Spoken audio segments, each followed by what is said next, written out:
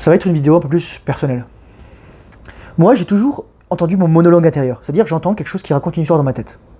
Et le seul moment où je l'ai plus entendu, c'est lorsque je faisais des vœux de silence. Et lorsque je l'entendais de manière plus claire, c'est lorsque je prenais des champignons et je voyais les différentes voix dans ma tête. Ou je prenais du LSD.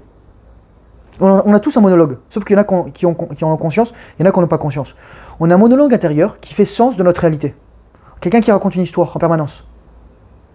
Et le problème, c'est que cette voix, parfois, c'est en fait un condensé, un agrégat de différentes voix. De personnes qui nous ont fait du mal, de personnes qui nous ont guidés, de personnes qui nous ont blessés, de personnes qui nous ont meurtris, de personnes qui nous ont traumatisés, etc. Et on les prend pour nous-mêmes. Et c'est de cette façon que ces personnes vivent rent-free, vivent sans payer de loyer dans notre tête. Donc ton but, c'est de faire le ménage dans ces voix. Je vais donner un exemple. Imagine que tu as une décision à prendre. Et là, tu vas être partagé en différents choix. Chacune des voix, VOX, va être bonne. Mais il y en a qui va être bonne selon toi, a priori.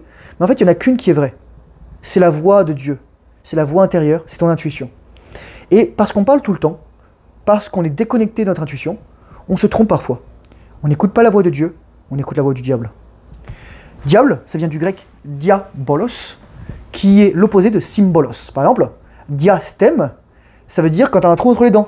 Tu sais, quand tu as un petit écartement là. C'est-à-dire séparation des diastèmes.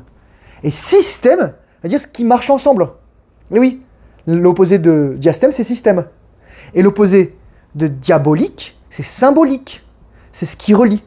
Et c'est pour ça que dans ma vidéo, là,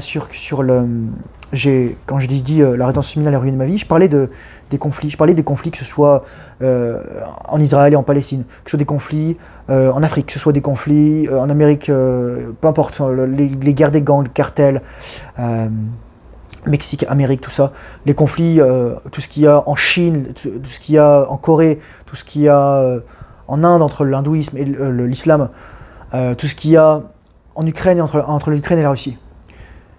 Partout où il y a division, c'est l'œuvre du diable. Le diabolique, c'est ce qui déchire, c'est ce qui sépare. Donc pose-toi la question quand ta voix te parle. Est-ce que c'est la voix de Dieu ou est-ce que c'est la voix d'un démon mauvais, du diable? Tu vas le savoir tout de suite. Est-ce que tu es en expansion de la conscience? Est-ce que tu aides? Est-ce que tu aimes? Est-ce que tu apportes quelque chose? Ou est-ce que tu es en contraction? Est-ce que tu es dans l'ego? Tu n'es plus conscient, tu n'es plus présent. Tu respires plus durement, de manière plus saccadée. Qui contrôle tes pensées? Donc moi, par exemple, dans mon cas, j'ai pris des psychédéliques, donc j'ai fait beaucoup de sauts de conscience à ce niveau-là, des sauts quantiques de conscience. La dernière fois que j'ai pris des psychédéliques, c'était dimanche dernier. Donc là, on est bon, je sais plus c'était quand la date, ça devait être... voilà, c'était dimanche dernier. Et ça m'a vraiment fait du bien. J'ai pris 2,7 g de champignons. Et à ce moment-là, je vois la réalité. Et je vois mes pensées. Et l'ego s'efface. Tu n'as plus de peur. Le diable est là dans le sens où on croit qu'on est tous séparés. Que la personne en face de moi, c'est mon ennemi. Parce qu'on est séparés. Mais nous sommes tous un. Parce que lorsque tu fais du mal, lorsque tu parles mal à quelqu'un, tu parles mal à toi-même. D'abord, tu parles à toi-même. Et ensuite, tu parles à toi-même une deuxième fois. Parce que l'autre personne, c'est toi. Tu es l'univers. Tu es tout l'univers. Tu es toute la création. Tu es une particule de Dieu. Qui est venue s'incarner sur la forme de Pierre, Paul, Jacques, Mouloud, Mamadou, tout ce que tu veux. Janine, etc. Roberta. Et moi, c'est Thomas. Et moi, je suis le représentant de Dieu. Et moi, mon but, à ce niveau-là, j'ai choisi d'incarner la voix de Dieu en prêchant la rétention séminale. Il y en a qui me disent que je suis un gourou, que c'est une secte, que c'est une religion. Non. C'est juste le Tao. C'est le Tao. C'est la voix. Tao Te Ching. C'est le chemin. C'est le chemin de tout homme. Je suis comme sur mon Patreon, j'ai écrit ça, je suis une sorte de prophète de la rétention séminale. Je suis là je prêche. La rétention séminale, la rétention séminale, la rétention séminale. Ils me disent oui, c'est faux, etc.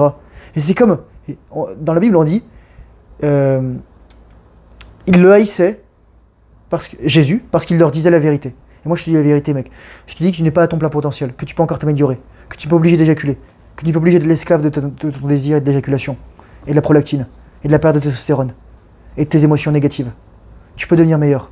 C'est mon message, c'est juste ça que je te dis.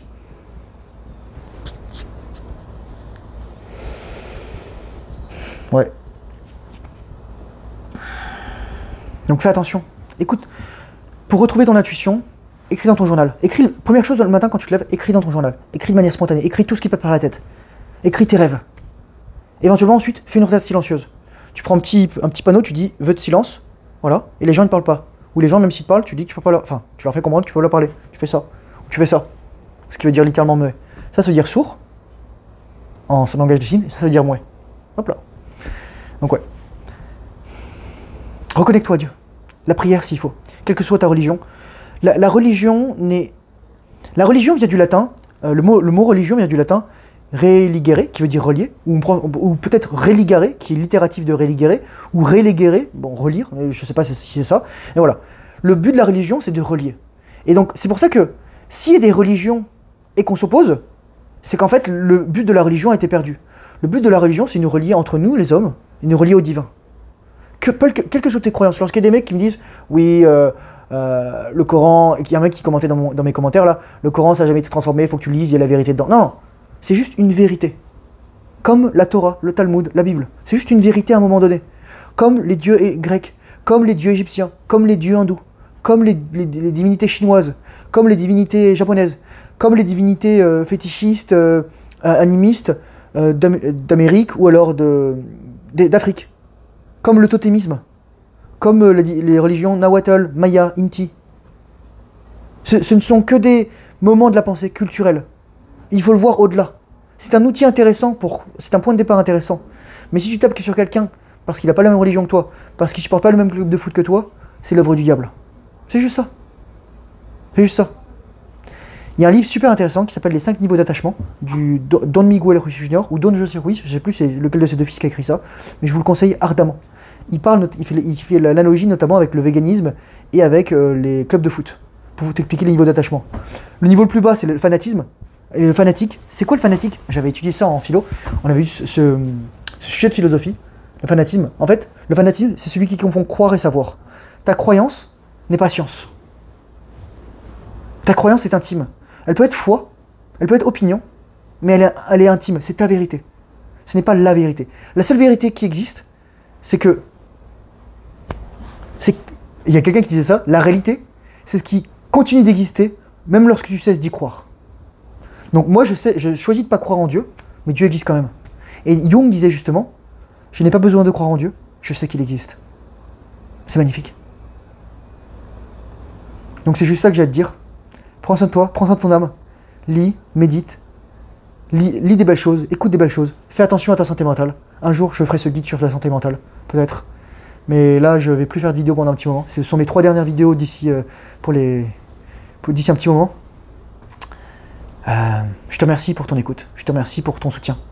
Je te remercie pour ton partage. Je remercie aux gens qui me soutiennent en attention ou carrément de manière financière. Merci, infiniment merci. Vous avez changé ma vie. Et j'espère que j'ai changé la vôtre en bien. Je vous souhaite une excellente journée, soirée, où que vous soyez. Prenez soin de vous, faites la paix avec le monde, avec les dieux, avec les autres. Nous ne sommes pas venus sur Terre pour nous blesser les uns les autres. Nous sommes venus sur Terre pour nous élever ensemble, pour guérir ensemble. Mon chat vient de chez, faut que j'ai nettoyé. Courage forçonneur, bonne rétention similale, discipline. Fais le travail difficile, surtout lorsque tu n'as pas envie. Et je te dis à très bientôt dans une prochaine vidéo. Merci.